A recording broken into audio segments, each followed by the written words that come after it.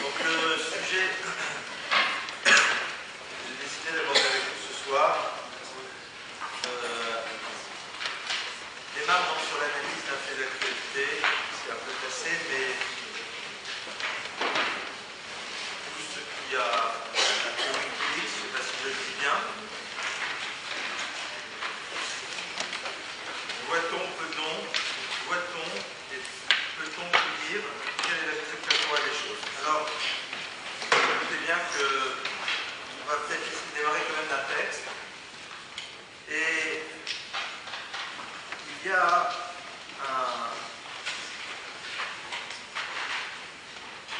un passage dans Shemot, donc dans la paracha qu'on a lu la semaine dernière, qui nous relate la chose suivante. On se rappelle donc de Moshe, que Moïse donc est né, et qu'il va être, entre guillemets, adopté par le pharaon, la fille du pharaon, et puis après le pharaon, il va faire partie de sa maison. Et à un moment, il va se passer un événement assez fort, c'est que Moshe va voir un Égyptien qui martyrise un Juif, il va le tuer, et le texte nous dit, il sort le second jour, et il voit deux Hébreux qui sont en train de se disputer. Vayomer l'aracha, il dit au méchant, Lama takerecha, pourquoi frappes-tu ton ami? Et l'autre lui dit, Mi samra leishar meshofet alenu, pour qui tu te prends? Est-ce que tu es notre juge? Alors, Geniata Omer, voudrais-tu me tuer Kacher arakta et amitzi, comme tu as tué l'Égyptien hier? Vayira Moshe Vayomar, et Moshe a eu peur, et il dit, Achen noda davar, la chose a été sue. Bon. Donc a priori, explication classique, Moshe a tué quelqu'un, et puis le lendemain on lui dit, dis-moi, pour qui tu te prends, tu veux nous aussi nous tuer comme tu as tué l'autre? Moshe était persuadé qu'il n'avait pas été vu. Le texte nous dit, Vayifen Kovacho, Vayar Ken Moïse s'était tourné de partout, il avait vu que personne n'était là. Et donc, il a tué cet Égyptien qui, au fond, avait une histoire assez trouble, puisque cet homme-là voulait être l'amant d'une femme juive, et donc avait trouvé comme idée de persécuter jusqu'à l'amener à la mort le mari de cette femme. Donc, Moshe intervient. Bon, l'explication, a priori, elle est simple. Moshe dit, quelle angoisse. On est au courant, il va falloir maintenant que je me sauve. Donc Rashi nous dit, afin de d'abord, que pshuto, c'est-à-dire comme l'explication normale, il dit, c'est que j'ai tué. Et puis, Rashi continue, nous rapporte un texte dans du Midrash, qui va nous dire la chose suivante, autre lecture de Achen de Dabar. Regardez, cette lecture est très surprenante.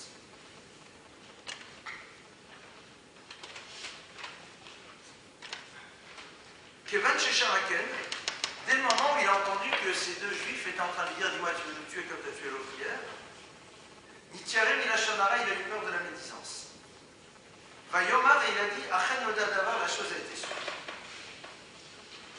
Haya, Rabbi Yehuda bar Rabbi Shalom, donc, là je te cite un certain nombre de maîtres qui nous donnent l'enseignement suivant. Haya Moshe Meharer Melibo Vomer. Moshe était Meharer Melibo, c'est-à-dire il était dans une forme de préoccupation constante. Et il se disait, comment se fait-il que le peuple d'Israël est sans arrêt soumis à la verdict des nations? Pourquoi nous plus que les autres? Lorsqu'il a entendu ces paroles, Amar, il a dit la Shonara, Yesh Benem, il a dit il y a de la médisance, il y a une version qui nous dit délatori, mais il y a des délateurs parmi eux. Et Ach Yuroyim Ligola. Alors comment est-il possible que maintenant il puisse être délivré? Le Karamar, Achem Nodadavar, Atayadati, Bezedavar, Amishtabim, il dit c'est la raison pour laquelle maintenant j'ai compris la raison de leur asservissement. Essayez de comprendre qu'est-ce que ce texte est en train de dire. Moshe est en train de dire je ne comprends pas pourquoi les Juifs ils souffrent tellement. Pourquoi est-ce qu'ils sont tellement galères? Et il y a Achem Nodadavar, j'ai compris. Alors il y a plusieurs questions qui sont évidentes. Première question, c'est que on se rappelle qu'on est déjà dans l'exil. Donc qu'est-ce que Moshe est en train de avancé, alors on peut imaginer que, en effet, Moshe dit, de par le fait qu'ils sont en train de faire ce type de transgression, alors c'est ce qui peut générer un exil et une souffrance. Mais bon. Deuxième problème, c'est qu'il n'y a que de bons hommes. C'est pas quelque chose de général.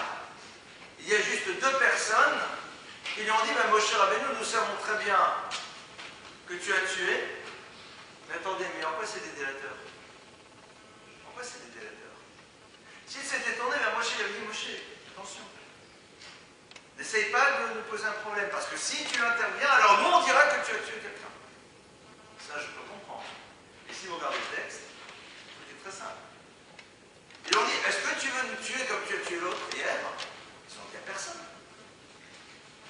Ils lui ont juste dit, tu sais, on est au courant quand même que tu as tué quelqu'un. Alors j'ai dit, non, d'abord la chose est sûre. Mais il y a des délateurs. Mais alors tu peux dire que c'est d'autres qui l'ont raconté. Mais c'est pas sûr. Et puis il y en a que deux. Et puis, votre question serait à dire qu'il n'y a que dans le peuple d'Israël qu'il y a des délateurs. Il n'y en a pas ailleurs. Donc la réponse, elle est curieuse. Puisque, quelle était la question? Comment se fait-il que le peuple d'Israël souffre très bien? C'est-à-dire, qu'est-ce qu'il a de particulier dans son histoire, dans son comportement? Réponse, il y a eu des délateurs. Traduction, parce qu'il y a parmi eux des délateurs, c'est la raison pour laquelle ils doivent vivre une histoire complexe. Ça revient à dire que ceux qui ne vivent pas une histoire complexe n'ont pas de délateurs parmi eux. A priori, ce n'est pas le cas. Donc là, comment est-ce qu'on va essayer d'organiser tout ça? Et comment on va essayer de réfléchir sur notre sujet? Le Maharal de Prague pose un point d'entrée qui va être fondamental parce que il y avait deux manières d'aborder cette problématique. Soit de la manière ultra-basique, c'est pas bien de faire du lachonara, de la médisance, et rendre des comptes des dangers, la paix mondiale, c'est bon. Les journaux en parlent suffisamment, on n'a pas besoin de le faire. Ce qui est intéressant, c'est de voir quelque chose qui va peut-être un peu plus loin. Maharal pose le problème suivant et dit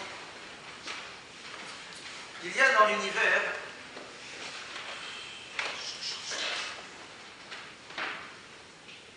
deux dimensions qui existent. Il y a ce que l'on appelle les Élyonim et les Tartonim, les mondes supérieurs et les mondes inférieurs. Qu'est-ce que veulent dire ces deux notions? Il pose la perspective dans laquelle un individu et un peuple décident d'appréhender leur vie sur Terre. Le peuple juif a une fonction, c'est de se positionner dans les Olam HaElyon, dans les mondes supérieurs. Les nations du monde ont la liberté, s'ils le désirent, de pouvoir elles aussi pénétrer dans ces dimensions de Olam HaElyonim, de monde supérieur, mais ce n'est pas a priori ce que l'on attendait. Traduction, lorsque l'on n'attend pas quelque chose de quelqu'un, il n'y a pas de raison que lorsqu'il se comporte à l'échelle de ce qu'on lui a demandé d'être, il y ait une quelconque forme de sanction par rapport à lui. Olamot Elyonim, Olamot Tartonim, les mondes supérieurs et les mondes inférieurs, sont des mondes qui se doivent exister. Ce qui est important, c'est que chacun occupe la place qu'on lui demande d'occuper. Une des fonctions du peuple d'Israël, c'est d'être dans cette dimension du Elyon. Quelle est la particularité des Olamot Elyonim? Ce sont les univers dans lesquels ce qui règne en premier lieu, c'est avant tout le silence. Pourquoi?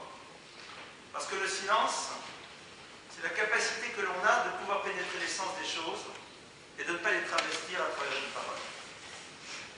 Dès le moment où vous parlez, dès le moment où vous dites une chose, vous la limitez, parce que la parole ne peut jamais nous permettre d'appréhender ce que représente une chose dans son entièreté.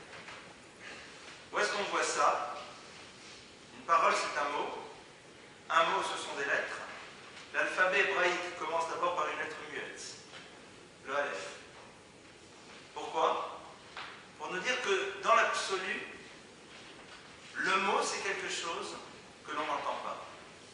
Pourquoi? Parce qu'il est dans l'univers de l'essence. Dès le moment où vous allez prononcer un mot, Dès le moment où vous allez le dire, vous allez donc devoir vous faire entendre, et ce sont les 3 prochaines lettres de l'alphabet, le bet, le gimel et le daled, qui forment le premier mot de la Torah, qui est quoi beged? Beged, c'est le vêtement, qui veut dire aussi bagad. Bagad, c'est la trahison. Quel est le rapport qu'il y a entre un vêtement et une trahison? C'est très simple. C'est que le vêtement recouvre, c'est-à-dire ne permet pas d'appréhender la chose dans ce qu'elle est. Elle peut nous en donner une certaine forme d'image, mais ce qu'elle est dans son essence ne peut être appréhendé. À l'image d'une Megillah, de quelqu'un qui donc, dans une forme de révolte et de trahison, il y a quelque chose ici qui n'est pas vrai totalement. Dès le moment où on prononce un mot, on est dans quelque chose qui pervertit le sens réel de ce que l'on est en train de décrire. C'est la raison pour laquelle celui qui va incarner le peuple d'Israël dans son histoire, c'est celui qui ne peut pas parler. Qui est, c'est Moïse. La particularité de Moïse, c'est quoi? Moshe est celui qui est justement que Vatpé. Il a une bouche lourde, dit le texte.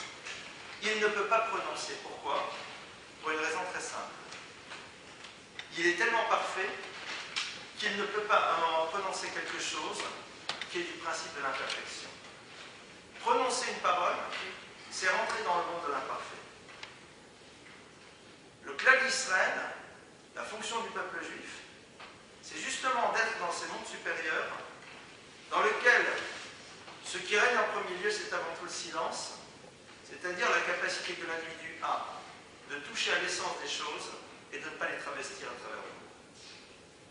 Olamot Atartonim, les mondes inférieurs, ce sont les univers dans lesquels nous nous trouvons, nous, ces univers dans lesquels l'individu, à travers la parole, va travestir à un moment le sens et l'essence même des choses, et donc à partir de cela, pénètre dans ce que l'on appelle Alma de Shikra, le monde du mensonge. Lorsque votre fonction est d'habiter l'univers du silence et de véhiculer l'essence des mots et l'essence des choses, pardonnez-moi, à travers les seuls mots qui n'en altèrent pas le sens premier, c'est-à-dire des mots de Torah, et que vous ne remplissez pas votre fonction, alors dans ce cas-là, vous êtes obligé de sortir de votre histoire et de passer à travers l'exil pour récupérer à nouveau votre propre histoire. Lorsque le peuple d'Israël était en Égypte, eh bien, il a révélé quoi? Qu'il n'avait pas encore compris que l'essence même de sa fonction, c'était de savoir être dans le silence. Le délateur, c'est quoi? C'est celui qui prononce une parole qui n'a pas sa raison d'être. Le mot est une nécessité parce qu'il y a communication entre les êtres. Mais dès le moment où la nécessité du mot disparaît, le mot qui est prononcé, c'est ce qui ramène l'individu et le tire vers le bas, vers le monde du bagad, le monde dans lequel nous allons trahir. Et c'est là où Moshe est en train de comprendre. Moshe dit, Achen Odadava, j'ai compris ce qui se passe. Toute l'histoire de l'exil est là pour permettre au peuple juif de retrouver à nouveau ce qu'il doit dans son essence. C'est-à-dire le peuple qui habite l'univers du silence et qui n'utilise le mot que dans la mesure où celui-ci est une nécessité absolue. Et qui, pour arriver justement à ne même pas pervertir le sens des choses, va utiliser le Lashon HaKodesh, le langage saint, c'est-à-dire le langage dans lequel on ne définit les choses que dans la mesure où elles sont des réalités concrètes. Je suis un peu complexe ce soir, mais c'est pas grave, de temps en temps, il faut se fatiguer. L'hébreu est un lieu dans lequel vous ne trouverez pas de mots qui ne définissent pas les choses qui sont vraies dans l'absolu. Un exemple très simple. Existe-t-il dans l'hébreu biblique un terme qui désigne le doute? Pas. Il n'existe pas.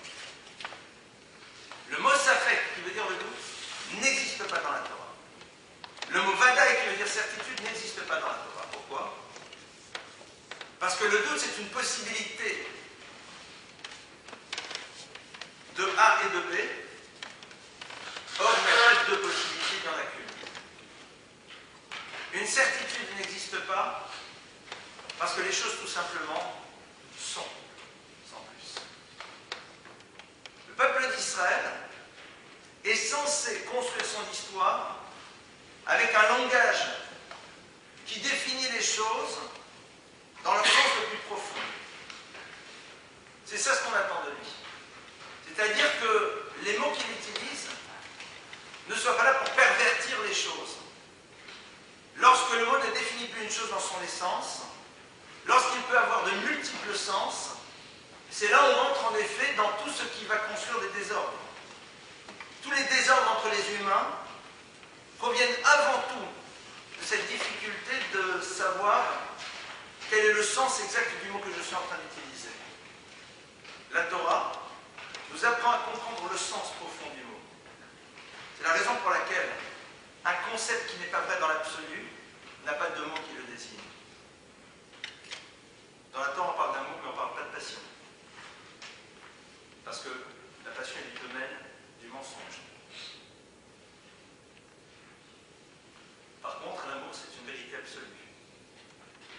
Ça, c'est donc au fond tout ce que le texte est en train de dire. Moshe donc, et voilà. Après Nodadava, j'ai compris. L'exil va être le lieu dans lequel on va comprendre la conséquence d'un univers dans lequel on a perverti le langage. On commence à pervertir le langage à partir du moment où le mot que je prononce n'a pas sa raison d'être dite.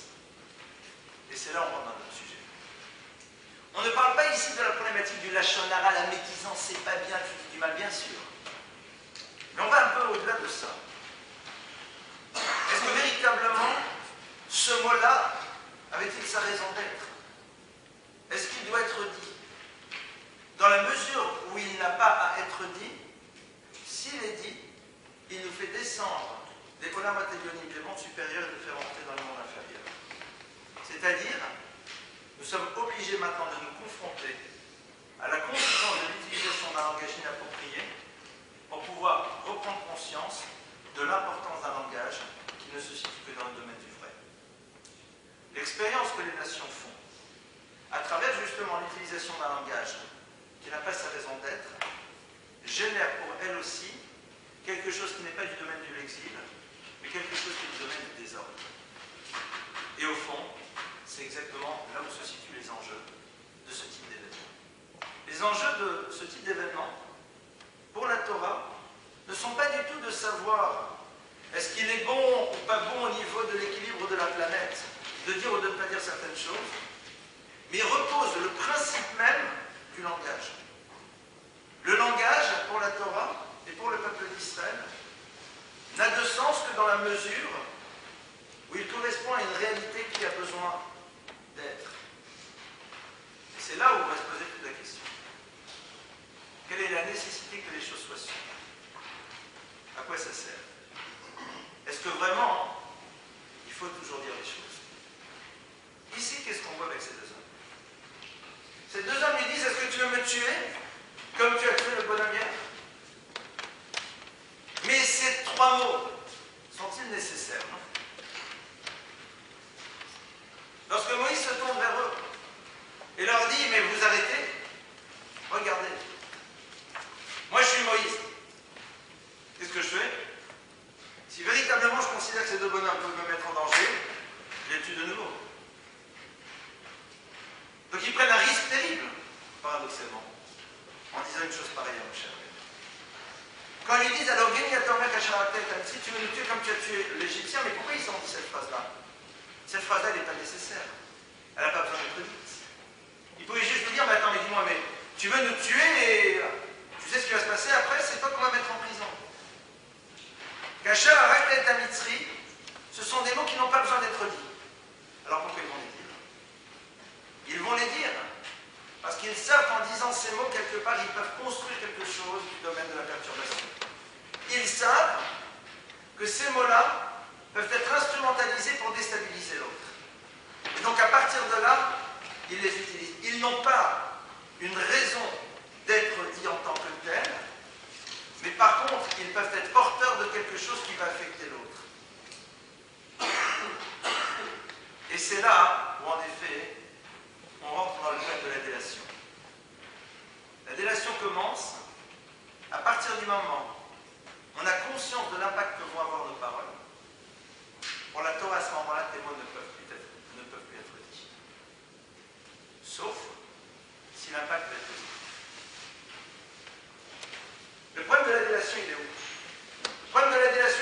savoir, est-ce que je prends la mesure de l'impact du mot lorsqu'il va être prononcé? Et c'est ça tout le problème de la parole. Une parole, c'est quelque chose qui est fécondant. Le Zohar nous dit qu'il y a ce qu'on appelle Brit Halashon. Le Brit, c'est-à-dire l'alliance de la bouche. Il y a aussi ce que l'on appelle le Brit, l'alliance au niveau de l'organe de reproduction masculin. Brit ou Brit, dans les deux cas. Pourquoi dit le Zohar? Parce que les deux organes sont fécondants. Et de la même manière que l'on ne peut pas disperser sa semence en vain, de la même manière on ne peut pas disperser sa parole en vain. Parce que ta parole, elle est fécondante. À partir du moment où tu dis des mots, eh bien, ces mots-là vont générer quelque chose. Tu ne peux pas à un moment pas te poser la question de savoir ce que ça va féconder. Ils disent, par exemple, un maître ne peut pas donner un enseignement si en face il n'y a personne qui peut le recevoir. Parce que ça serait au fond gâcher quelque chose. Mais si une parole est fécondante, alors posons la question de savoir de ce qu'elle va faire naître. Est-ce qu'elle va faire naître quelque chose de beau, de rayonnant, de magnifique? Ou au contraire quelque chose de beaucoup plus compliqué? Les véritables enjeux, dans ce qu'on a pu voir dans ce type d'événement, étaient de savoir avant tout qu'est-ce que vont générer ces mots, qu'est-ce qu'ils vont amener, qu'est-ce qu'ils vont construire. La Torah considère que dans la mesure où un mot ne va pas générer quelque chose qui va dans le sens du projet divin, ce mot n'a pas à être dit. Dans la mesure où ce mot va générer quelque chose qui va dans le sens du projet divin, alors ce mot peut être dit. Seulement, il y a une condition. C'est que celui qui prononce le mot ait envie de tout faire sauf de le prononcer. C'est-à-dire qu'il n'y a pas chez lui une forme de jouissance à être celui qui va véhiculer ce mot, c'est-à-dire d'être le détenteur de ce savoir que les autres ne possèdent pas, même si ce savoir va amener quelque chose de positif. Pourquoi? Parce que la jouissance de pouvoir connaître ce que les autres ne savent pas encore et de pouvoir le dire, même si c'est dans une perspective de positif, peut amener l'individu à faire l'expérience de cette jouissance et de vouloir la revivre, même dans des univers où là, au contraire, ce qu'il dira peut être beaucoup plus symbole de destruction. Lorsque on va dire « Faites attention, cette personne est dangereuse », et qu'il faut le dire, quel est le sentiment qu'habite celui qui est en train de dire ces mots? Qu'est-ce qu'il remplit à ce moment-là? Le « il n'y a pas le choix, il faut que je le dise » ou alors au contraire ce plaisir de pouvoir le dire. Et plaisir d'autant plus grand que je peux, voire même je dois le dire. Si on fait l'expérience du plaisir lié à une parole que d'autres ne connaissent pas encore et que nous-mêmes allons leur révéler, et qu'on a une forme de plaisir là-dedans, même si on est dans le domaine du permis, on voudra retrouver ce plaisir, et on sera capable de le faire aussi dans le domaine de l'intérieur. C'est un petit peu ce fameux texte dans lequel on dit que lorsque les Égyptiens vont se retrouver noyés dans la mer à la sortie d'Égypte, les anges veulent chanter. Et alors à ce moment-là, Dieu dit, mes créatures sont en train de mourir et vous voulez chanter. Et vous vous rappelez, l'année dernière, on avait vu un texte qui est assez intéressant là-dessus. Qu'est-ce que ça veut dire? Mes créatures sont en train de mourir et vous les chantez. Mais oui, pourquoi je ne chanterai pas? Pourquoi je ne chanterai pas? Puisque ce sont des tortionnaires qui sont en train de mourir. Et la belle explication était la suivante. Si tu te réjouis de leur mort, ça veut dire que tu es en train d'être dans le plaisir de les voir souffrir. Et tu justifies cette souffrance au regard de tout ce qu'ils ont pu faire au peuple d'Israël. Si tu considères maintenant que cette souffrance est juste, alors un jour tu pourras justifier le fait que toi-même tu infliges une souffrance à l'autre. C'est le même principe. Si à un moment je considère que cette parole elle doit être dite, parce qu'elle apporte quelque chose, et qu'objectivement parlant elle doit être dite, mais qu'il y a une forme de plaisir que je ressens au moment où je dis cette parole, alors un jour j'aurai envie de reconstruire à nouveau ce plaisir et cette jouissance. Et donc je dirai d'autres mots, dans lesquels je révélerai. Mais dans ce que je révélerai, là, il y aura peut-être quelque chose qui sera du domaine de l'interdit. Et je crois que le problème numéro un qu'on a vécu dans ce type d'événement, il est simple. C'est le plaisir avec lequel celui qui dit, le plaisir de ceux qui savent de pouvoir à ce moment-là le véhiculer à leur tour. Et toutes les fameuses dénégations que l'on peut avoir sur « mais non, certaines choses on ne dira pas parce que ça pourrait mettre en danger », au fond, ne résolvent rien. On dit parce qu'on n'a pas le choix. On prononce des mots que l'on est obligé de dire. Oui, en effet, à une époque telle que la Seconde Guerre mondiale, dans d'autres situations, on l'aurait dit. On l'aurait dit parce qu'il n'y a pas le choix, il faut le dire. Mais une différence entre celui qui dit les choses parce qu'il faut les dire et celui qui dit les choses parce qu'il a le droit de les dire, et à ce moment-là, il veut les dire. C'est radicalement différent. La meilleure preuve, c'est en effet le désir d'être médiatisé via cette parole.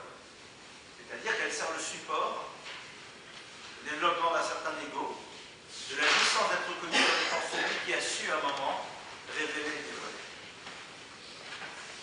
Voilà donc ici, je pense, les premiers enjeux de notre réflexion. Au niveau du peuple juif, c'est encore plus important.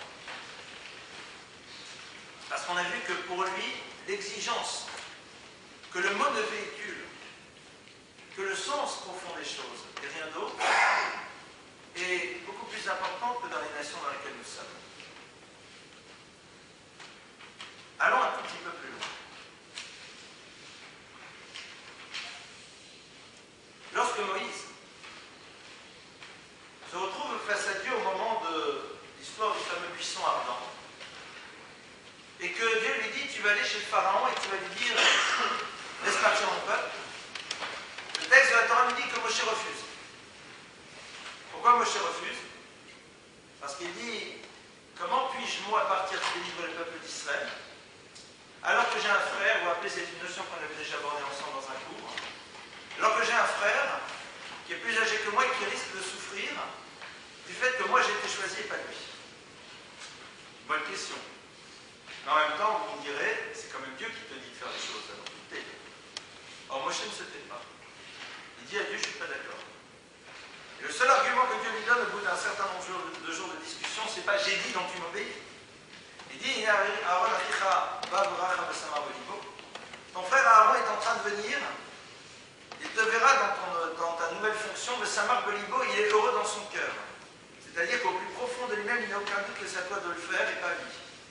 À ce moment-là, Moshe Rabbeinu accepte. On a ici posé un autre élément de notre réflexion. Peut-on construire une histoire sur la souffrance de quelqu'un? Et la différence, elle est finie. Est-ce qu'on peut à un moment mettre en place un système dont on sait qu'il ne peut pas démarrer si on n'est pas en train de faire souffrir quelqu'un qui n'a aucune raison de souffrir? C'est là, au fond, l'autre enjeu. Ce qu'on appelle les dommages collatéraux. Il y a un texte qui est extrêmement bouleversant, qui dit que parfois quelqu'un n'a pas le droit à la vie. Mais la souffrance de cette disparition pourrait générer chez ceux qui ne méritent pas cette souffrance est une justification pour qu'ils continuent encore à vivre. Il y a certains échecs que l'individu devrait vivre. Mais la souffrance que cet échec pourrait générer chez ceux qui n'ont pas à souffrir de cet échec fait qu'il n'échouera pas. On ne sait jamais quel est le mérite qui fait qu'on est encore là. Jamais. Ici, ça veut dire quoi? Ça veut dire qu'à un moment, on doit se poser la question de la responsabilité que l'on a à travers une parole de faire souffrir celui qui n'aurait pas dû souffrir.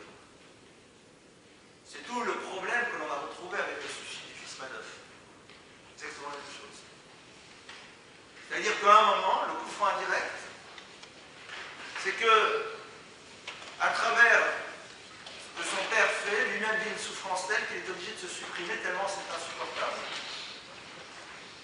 Alors on va dire, oui, mais vous comprenez, la Torah dit non. La Torah dit, mais je ne comprends pas. La question qui se pose, elle est la suivante. La question qui se pose, elle est la suivante. As-tu envisagé une autre alternative dans la manière de gérer ta parole? As-tu imaginé une autre stratégie pour arriver à la même chose sans dommages collatéraux? C'est la question. Est-ce que vous pensez réellement que tout révéler va amener une transformation des modèles de fonctionnement? Non. On va tout simplement crypter encore plus. Qu'est-ce que tu as gagné? Rien. As-tu envie qu'à travers ta parole, il y ait quelque chose qui se transforme? Alors si c'est ça, est-ce que tu penses que c'est la seule stratégie possible? N'est-il pas une manière autre de dire changer?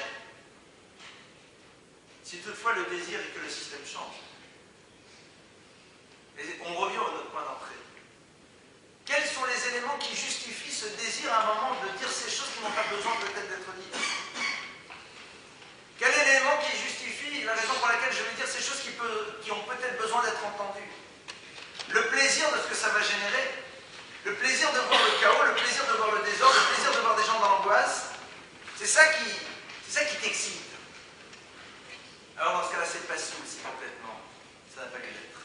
Ah, mais concrètement, ça amène des choses positives. Ça m'intéresse pas. Moi, je leur ai dit, s'il y a quelque chose à un moment qui n'est pas clair, ah, mais c'est pour délivrer, c'est pour faire, ça ne m'intéresse pas, je ne veux pas y aller. Je ne rentre pas dans une histoire pareille. C'est pas possible. Ça, c'est donc. Vous voyez, où se situent les enjeux de ça?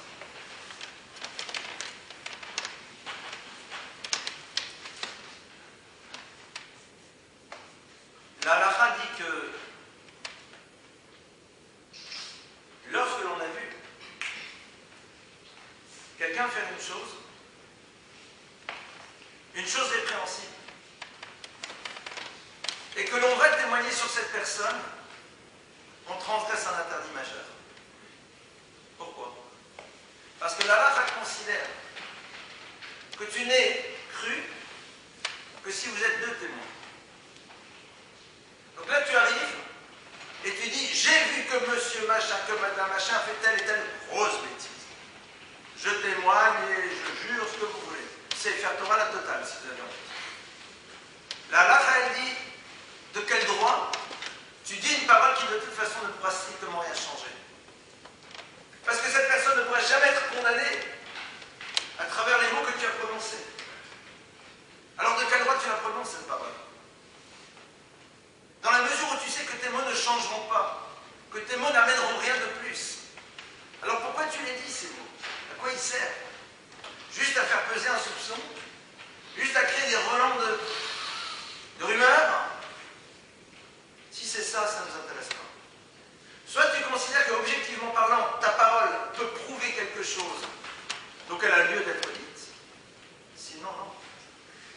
Or, on est bien d'accord que pour la halakha, les documents ne sont jamais une preuve. Vous pouvez tout falsifier aujourd'hui. Alors bien sûr, on va demander à tous les intitulés, tu as raison. Et donc on va dire 99% de chances que ce soit oui. Mais tu pourrais imaginer que le bonhomme il a tout falsifié. C'est impossible. Voyons, c'est pas grave. Attendez, demain je peux vous falsifier des mails, je peux tout vous falsifier. C'est facile. Des photos, des montages, la totale, personne ne va que lui faire sauf les super spécialistes. Vous savez à quoi on peut jouer avec ça? On peut détruire des familles, on peut détruire des gens comme ça. Parce que va après dire, mais non, c'est trop tard. Pour rien qu'on dit que celui qui joue à ça, il arrive là-haut, il dit, excusez-nous, mais vous pouvez être le juif le plus barbu du monde, avoir étudié la Torah toute la journée, c'est ok, il vient tout de suite. Rien à faire, je sais pas. Tout de suite. Et le gars, il a ce qu'on appelle un suicide en backup. Le gars, il s'est suicidé spirituellement, c'est terminé. Terminé. Faire ce qu'il veut. Ça, c'est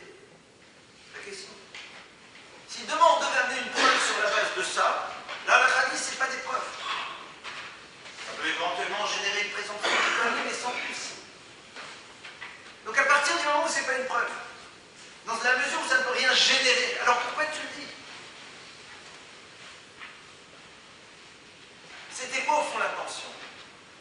Quelle est cette intention en révélant à l'humanité entière que l'Iran et machin, et que Israël et l'Arabie Saoudite, est-ce que vous voulez, dorment partout et que l'autre il pense qu'il s'est mal s'habiller, que l'autre. C'est quoi l'objectif? Qu'est-ce que tu cherches? Qu'est-ce que tu cherches à dire? Que les gens sont Echad de paix et Echad de lèvres, que les gens ce qu'ils te disent, c'est pas ce qu'ils pensent, mais ça on le sait.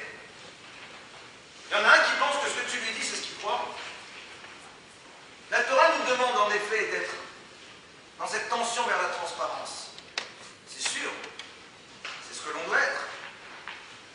Mais tu t'imagines que dans le monde de la politique, dans le monde de la finance, dans le monde des affaires, le grand sourire que l'autre lui fait correspond à la réalité de ce qu'il ressent par rapport à lui? Non, donc tout le monde le sait, alors à quoi ça sert de le dire?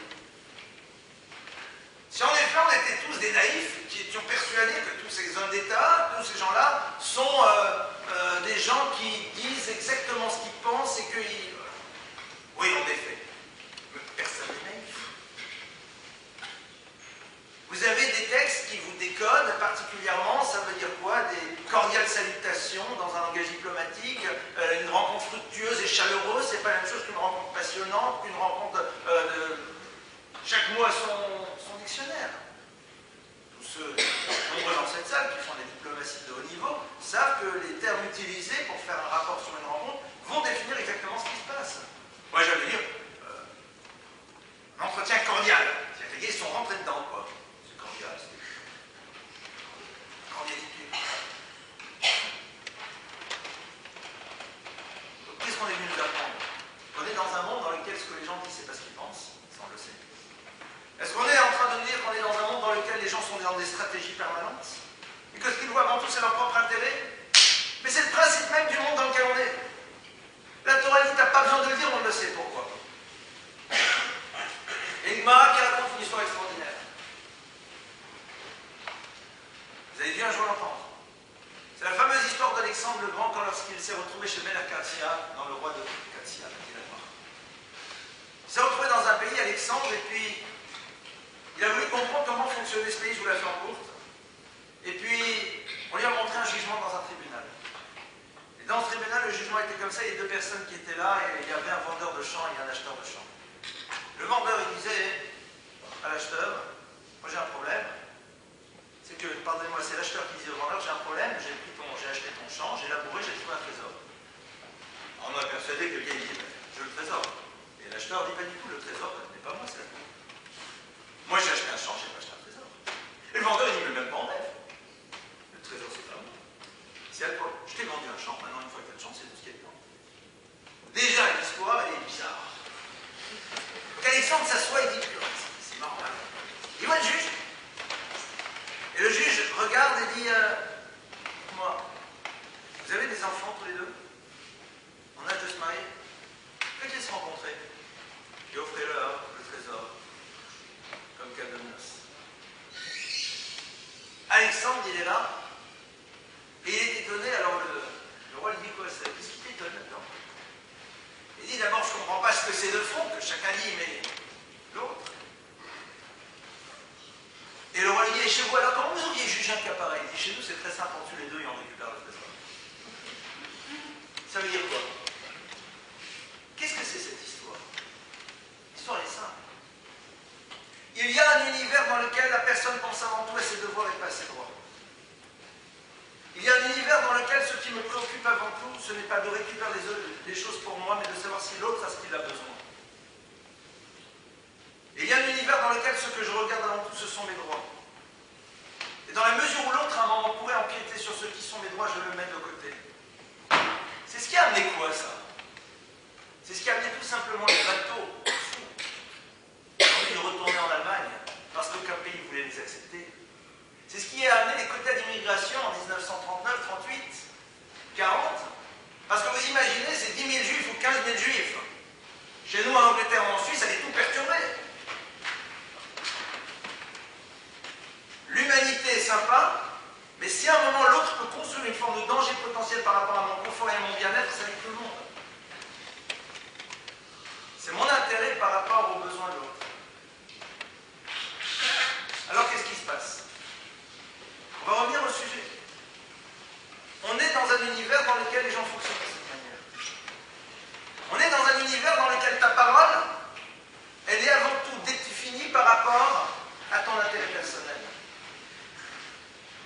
Donc si à un moment dire je suis contre, ça va apaiser la vindicte de ceux qui, si je disais étaient pour, se mettraient en colère, je dis je suis contre. Mais en sous-marin, je dis aux autres, mais non, mais je suis pour. Alors vous comprenez bien, si je dis je suis pour, alors je vais me faire avoir. Donc je vais dire à tout le monde je suis contre, mais en même temps je suis pour, et puis on se débrouille. Et ça, c'est l'univers dans lequel on vit. Ça, c'est Alexandre, s'il vous plaît. C'est l'univers d'Alexandre. C'est pas l'univers du peuple d'Israël. Est-ce qu'on est dans un monde dans lequel, quand on trouve un trésor, on se dit mais c'est pas moi, c'est à toi? Non. Ça n'existe pas. Non, ça existe peut-être encore. J'ai vu ça. Quelle personne dit mais c'est pas pour moi, c'est pour toi. Mais comme le monde ne fonctionne plus sur ce système-là, donc on sait très bien que la parole de l'autre, elle n'est que fonction de son intérêt. Et qu'il peut construire une parole différente, dans la mesure où dire sa vraie parole pourrait à un moment générer chez lui quelque chose qui pourra l'incommoder. Donc révéler ce concept-là n'est pas nécessaire de le faire. Alors pourquoi tu le fais? Parce que tu as une puissance. Tu as une puissance. Alors on va. Et c'est là où en effet la chose est complètement fausse. Regardez avec quel plaisir, avec quelle joie les journaux ont affiché. Regardez avec quelle rapidité on a diffusé. C'est impressionnant. C'est-à-dire qu'il y avait comme ici une forme de désir de dire, ah ben, vous voyez maintenant, on va vous déstabiliser. Parce que tout le monde va savoir. Mais les gens savaient, ils ne savaient pas exactement ce qu'ils se disaient, mais ils savaient de toute façon. Ce qui se disait ne correspondait pas à la réalité. Donc si c'est pour ça, on est au courant. Alors pourquoi tu dis les choses maintenant? Parce que tu as envie de mettre de la régale. Parce que tu as envie de faire en telle sorte que maintenant les choses aillent moins bien entre les États. Parce que tu as envie de laisser ton empreinte dans l'histoire en désorganisant tout ce qui a trait au domaine de l'organisation politique. Ça, pour qui tu te prends? Pour qui tu te prends? Et ici, il y a une forme de désir de jouer les apprentis sorciers et de lancer quelque chose, et à l'image du conte que vous connaissez toutes et tous, et une fois que les choses sont parties, on ne maîtrise plus rien. On ne maîtrise plus rien. Et le drame, il est là. Le drame, il est que, au nom de la tolérance, on tolère ceux qui, en utilisant cette tolérance, créeront des univers dans lesquels on ne nous tolère pas. Parce que c'est ça qui va se passer après. Et qu'on utilise, au fond, on instrumentalise quelque chose, mais à terme, le résultat, il va y avoir des victimes. Est-ce que véritablement, c'est quelque chose qui préoccupe ceux qui disent? Non. Donc pour la Torah, cette chose-là, elle n'est pas souple, elle est complètement fausse, elle n'a pas sa raison d'être. Comment est-ce qu'on fait pour ne pas rentrer là-dedans? Comment est-ce qu'on fait pour ne pas tomber à l'intérieur de cette recherche permanente de savoir ce qui se passe chez les autres? C'est très simple. Pour ne pas tomber dans ce besoin de savoir sans arrêt ce qui se passe réellement chez l'autre, il faut d'abord décider d'exister dans sa propre vie. Lorsque l'on découvre ce qui ne va pas chez l'autre, alors on a l'impression qu'en le connaissant, ce sujet-là ne nous concerne pas, puisqu'il ne nous concerne pas, quelque part on a une forme d'élévation. C'est un petit peu à l'image de ces deux enfants qui regardent qui est plus grand que l'autre. Je suis le plus grand, je suis le plus grand. Et puis il y en a un qui va dire à un moment à l'autre, non, je suis le plus grand et je vais te le prouver. Comment? Il le fait tomber au sol. Alors une fois que l'autre est au sol, c'est sûr qu'il est plus grand que lui. C'est exactement ce qui se fait. Si quelqu'un ne sait pas savoir ce qu'il est, en dehors de dénoncer ce qui ne va pas chez l'autre, il n'existe que parce qu'il a réussi à mettre l'autre à terre. Donc lui-même n'existe pas. C'est la raison pour laquelle cette personne ira toujours se confronter à ceux qui peut éventuellement déstabiliser. Parce que imaginez s'il se confronte à ceux qu'il ne pourra pas déstabiliser, alors lui-même réalisera qu'il n'existe pas encore. On n'a pas besoin de faire tomber l'autre si on on existe déjà, si on a déjà conscience de ce que nous devons faire, de notre responsabilité, de notre histoire, si on n'en a pas suffisamment conscience, alors on déstabilise l'autre et c'est à travers cela que l'on va pouvoir commencer à avoir l'illusion de représenter quelque chose. Ça, c'est sans doute un des éléments qu'on trouve ici. Maintenant,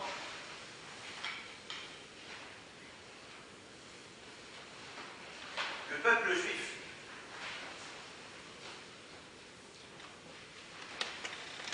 doit se rappeler que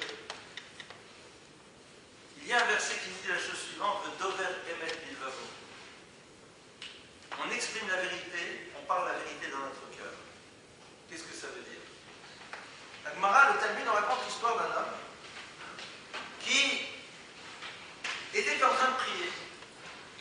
Quelqu'un vient chez lui et veut lui acheter une marchandise. Et il ne remarque pas que cet homme est en train de prier, donc il lui dit, voilà, je vais acheter ta marchandise, on va dire 10.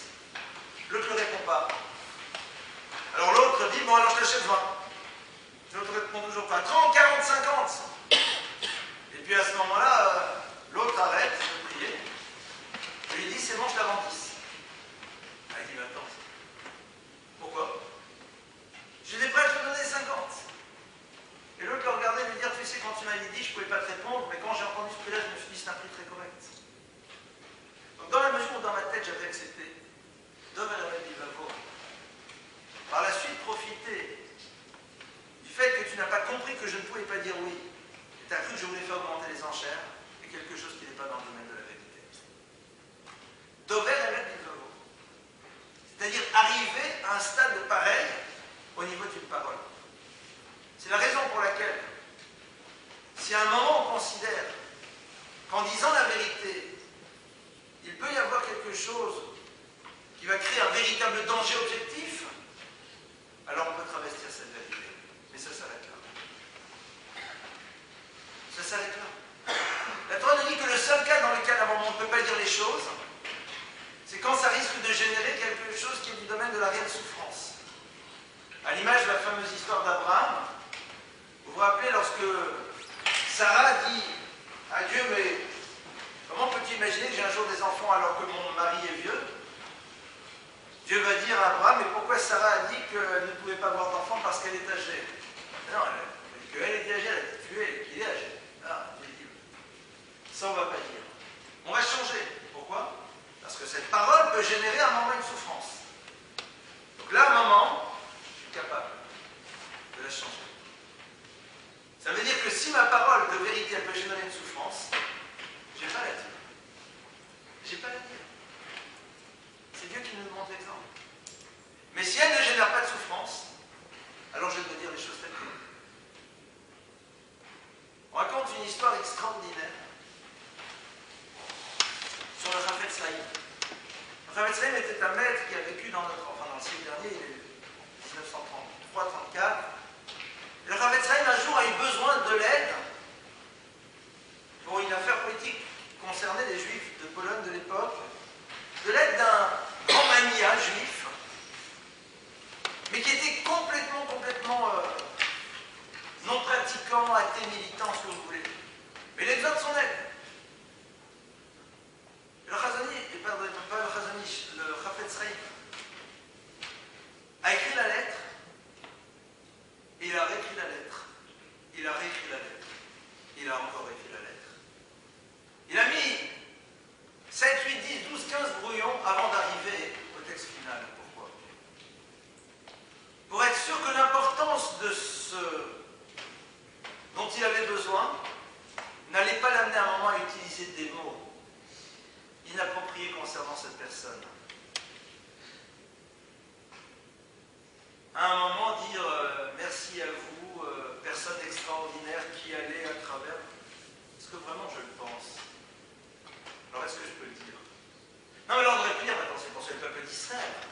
Il y avait un problème, donc, cher ami, vous, celui sur lequel tout le monde peut compter, homme extraordinaire, bon, généreux, c'est Nahon, c'est vrai.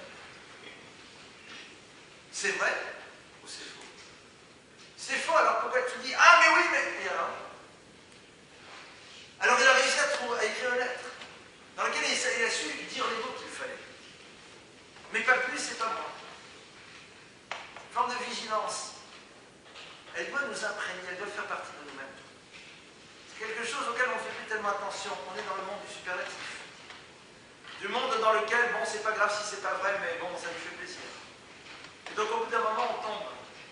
Et pour nous, les choses deviennent de l'évidence. Et c'est justement ça qui est curieux. Comme c'est devenu de l'évidence, alors pourquoi on a besoin de dire qu'eux aussi le font? On le sait.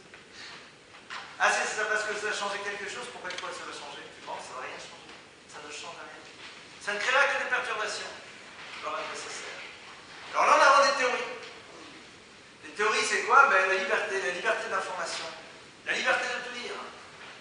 Je vous assure que ces choses-là, on est pour jusqu'une fois. Jusqu'au jour où on en est sur la victime. Alors ce jour-là, vous verrez que la liberté de tout dire, vous l'avez retrouvée. Tant que l'individu n'a pas vécu ce que ça veut dire, cette théorie de la liberté de tout dire, alors c'est facile de prendre cette bannière et de la lever. Le jour où il comprend ce que ça veut dire, il dit mais pourquoi on l'a dit de toute façon, qu'est-ce que ça change? Quelqu'un dit, tu sais, moi je vais raconter l'histoire qui m'est arrivée, génial.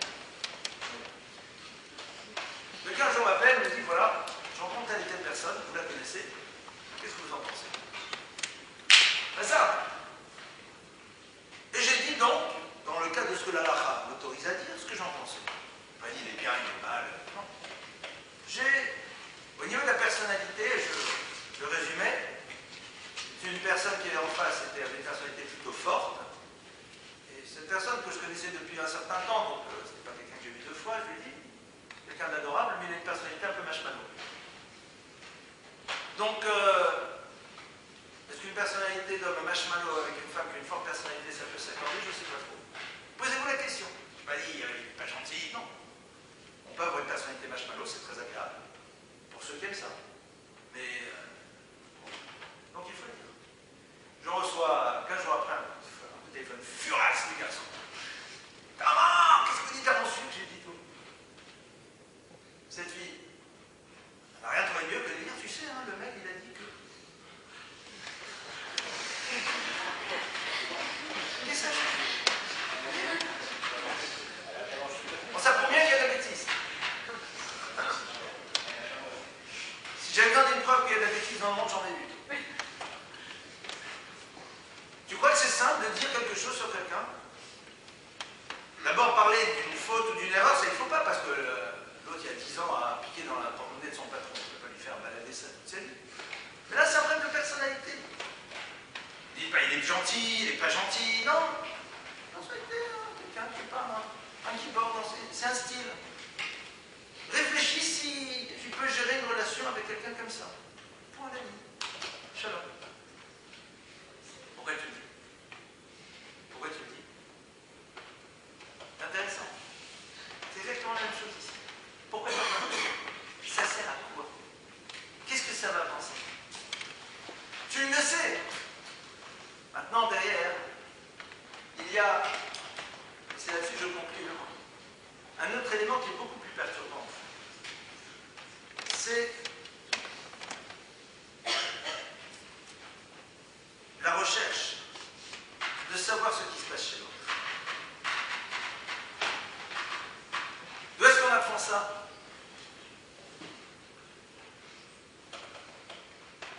Lorsque Bilam, le prophète des nations, va venir et va bénir le peuple d'Israël. En vérité, il veut les maudire, mais il va les bénir. Qu'est-ce qu'il va dire? Bilam, le prophète des nations, va dire à propos du peuple juif, Matou alecha Yaakov, que son maître étende Jacob. Que son maître étende tes résidences. Dire Shion dans la Gemara, Ra'a Shem Pitrem Ochuvanim Zelazé. Il a vu quoi? Une chose. Que les ouvertures des tentes, des portes, n'étaient pas orientées les unes vers les autres. C'est-à-dire que la préoccupation majeure lorsque l'on construisait sa tente, c'était de se donner les moyens de ne pas pouvoir voir ce qui se passe chez l'autre.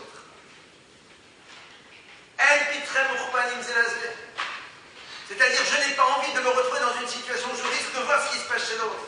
Et ça ne m'intéresse pas de savoir. Ça ne m'intéresse pas.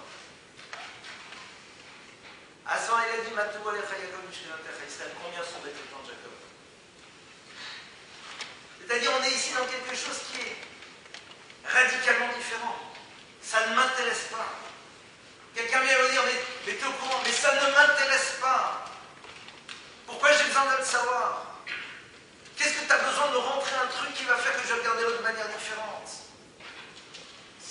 quelque chose à ma vie, non. Alors ça ne m'intéresse pas. Mais on ne peut ne pas être intéressé par les choses que dans la mesure où il y a d'autres choses qui nous intéressent. Si rien d'autre ne remplit notre vie, alors la manière la plus simple de remplir, c'est de voir ce qui se passe chez les autres. Ça, après, c'est un choix. C'est pour ça qu'on dit que celui qui est dans ce système de chercher sans arrêt à savoir, c'est quelqu'un qui est complètement dans l'antithèse même de ce que la Torah véhicule comme valeur.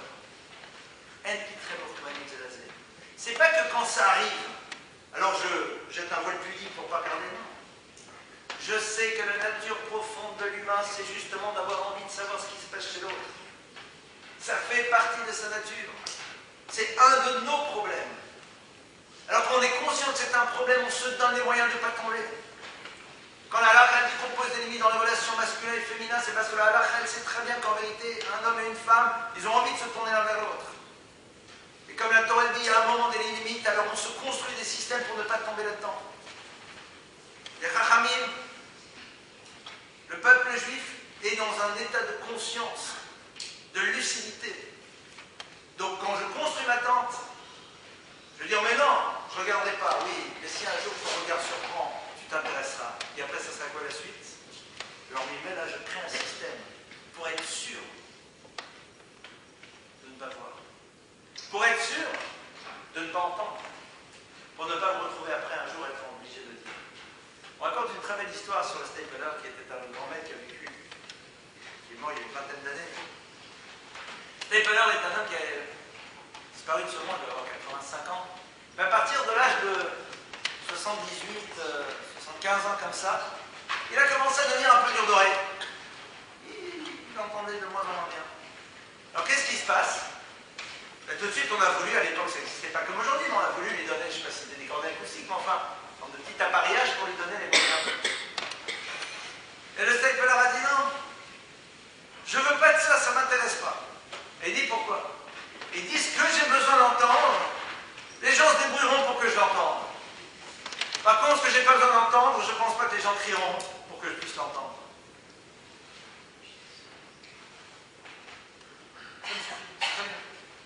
Voilà un petit peu quelques axes de réflexion. Et puis du coup, j'ai quand même voulu poser un petit peu où se situent les enjeux et pas juste dans des problématiques telles qu'on les a définies à la fin. Poser un petit peu où se situent les enjeux au niveau de la Torah à travers ce Rashi et cette lecture que le Maharal en fait. Si vous voulez, nous avons maintenant une dizaine de petites minutes pour les questions. Allez-y. Oui.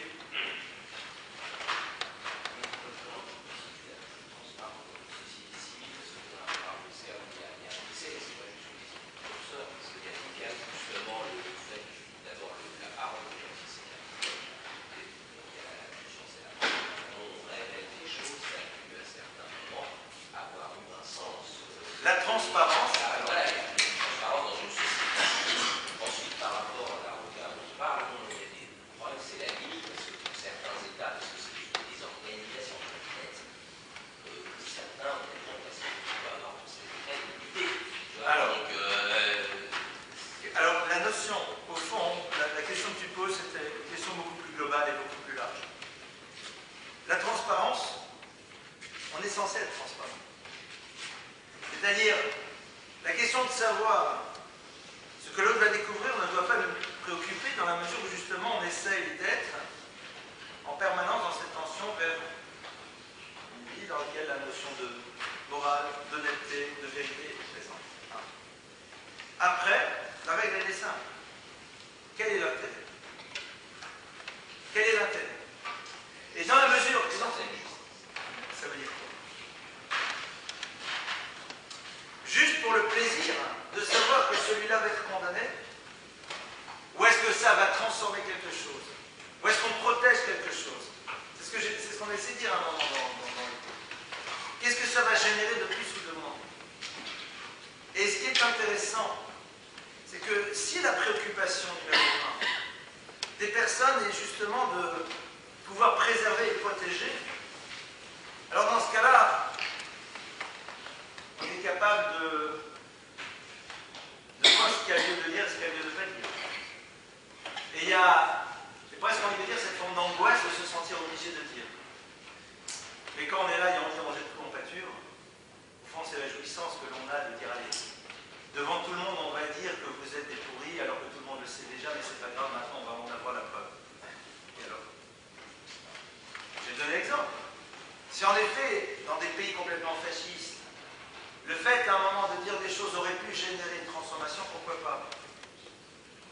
Si en effet, posons-nous la question, si après Munich, il y avait eu Wikileaks qui aurait pu dire qu'en vérité, Hitler, dans des documents ultra confidentiels, a décidé que de toute façon, tout ça c'était pour embrouiller tout le monde, et que de toute façon, il allait passer la guerre, est-ce que ça aurait changé quelque chose? Peut-être, j'en sais rien. Mais là, en effet, là, il y a une vraie question à se poser. Je suis possesseur d'une information. Cette information-là peut en effet à un moment sauver. Est-ce que j'ai le droit ou l'obligation même de la révéler? Et là, en effet, c'est une question qui a plus que d'être, et qui a lieu vraiment d'être posée. Et parfois, la bagarre, il faut le faire.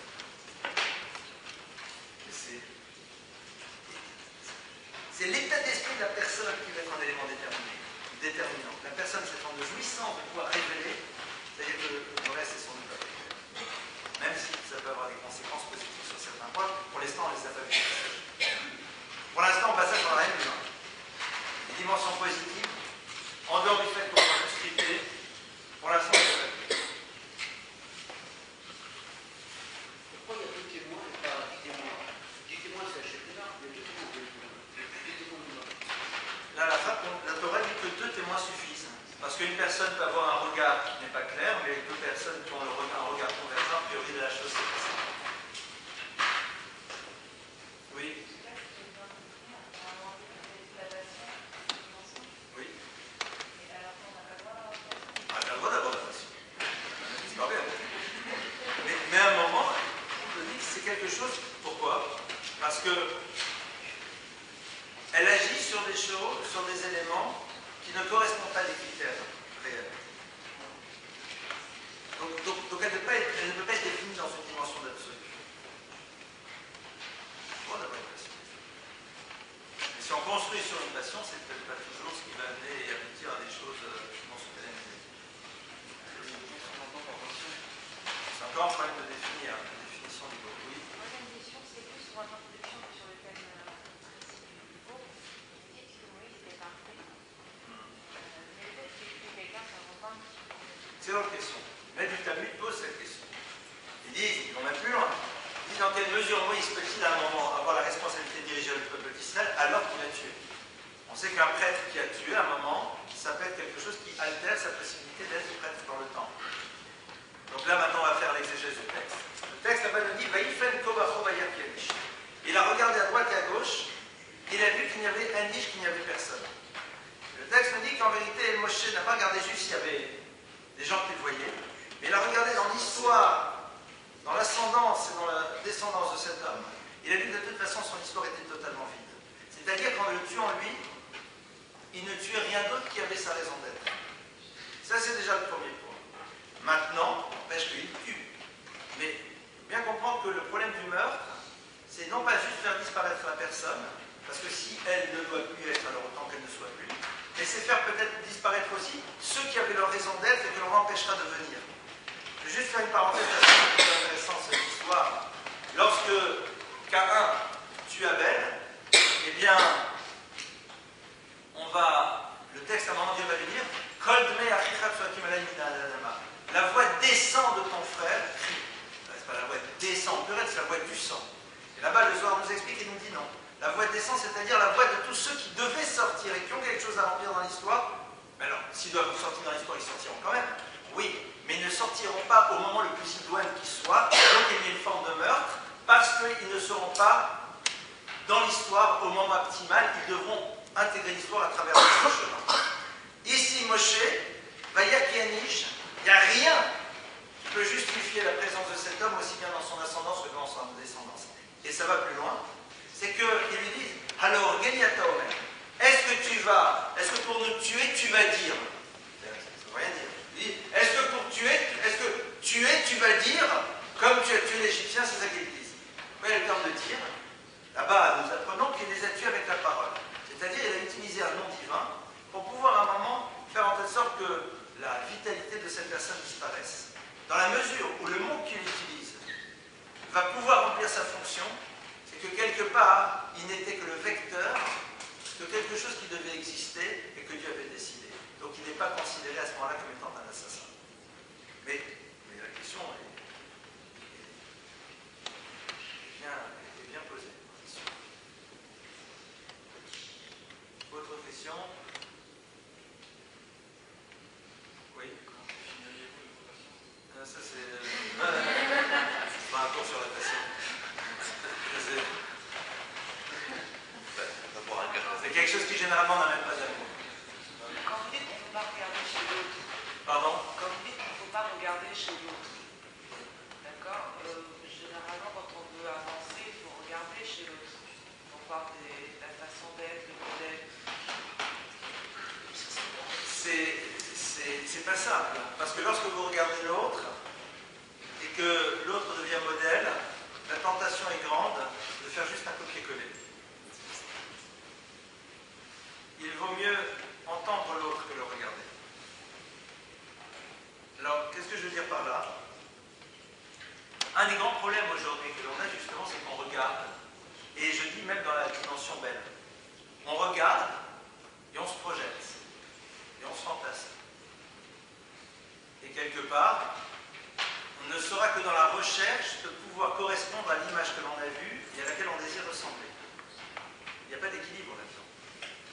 C'est, à mon avis, une des grandes raisons pour laquelle aujourd'hui, les personnes qui font une démarche et reviennent vers la Torah se retrouvent parfois dans des situations complexes, parce que justement, ils ont des images, soit réelles, soit fantasmées, c'est-à-dire de ce qu'on leur a dit, raconté dans un cours, le Shabbat, et le couple, et le machin, et donc on est persuadé que le jour on va se mettre une kippa sur la tête, et là, alors toute cette réalité-là va nous habiter. Et donc, c'est faux. Et donc après, on vit dans un réel mal-être. Donc, regarder, c'est juste savoir que ça peut exister. Mais c'est pas chercher à imiter. La Torah a très fort des imitations et des contre, parce que les imitations, c'est pas juste à la douane qu'on se fait choper avec. Les imitations, c'est presque envie de dire que c'est à la douane de notre vie qu'on se fait avoir. On ne passe pas de l'autre côté.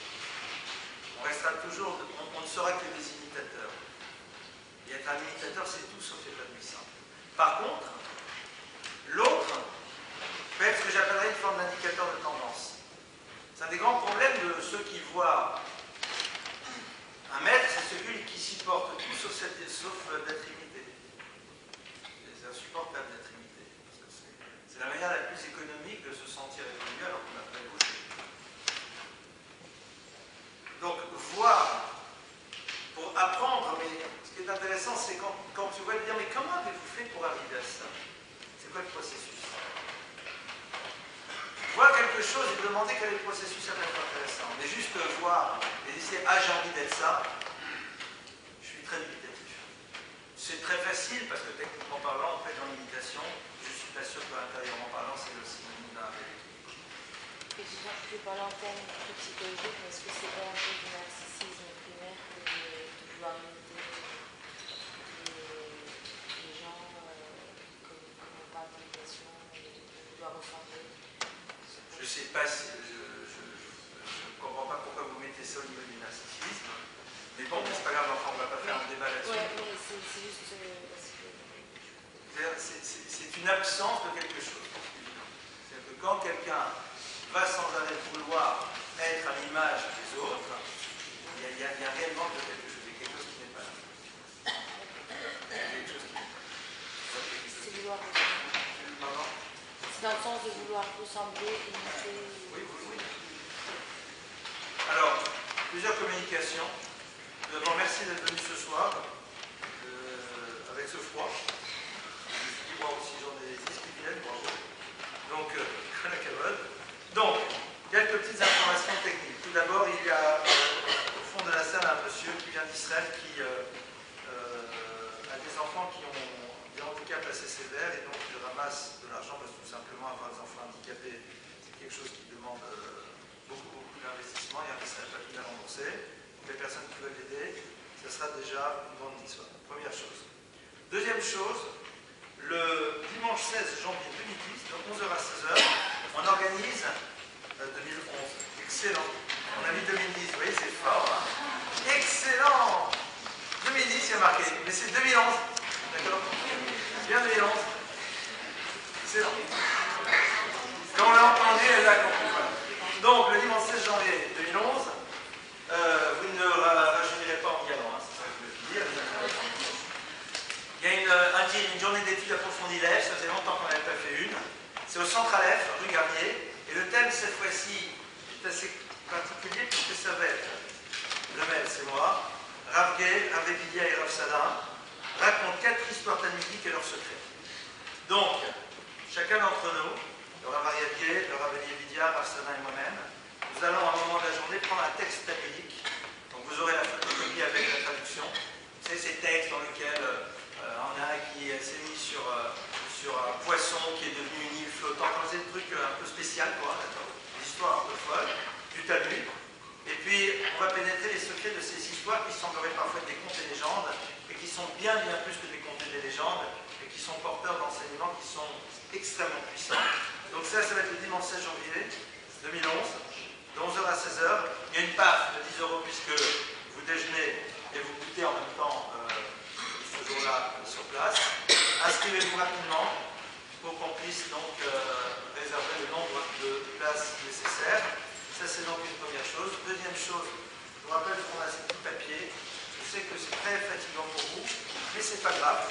Au fond, vous ne demandez pas grand-chose, c'est dans la gentillesse de remplir, de mettre votre nom, votre prénom, votre adresse, votre mail, votre date de naissance aussi, c'est important. Il nous permet par la suite, même si vous venez toutes les semaines quand même, au niveau de différentes choses, de vous avoir dans notre base de données. Et ça, c'est un petit truc que je vous demande, c'est un petit plaisir si vous faites cet effort. Même si on vous le demande chaque semaine, je pense que c'est un véritable plus. Voilà, je vous souhaite à toutes et à tous, Shavuot Tov, Bezrat Hashem, à la semaine prochaine.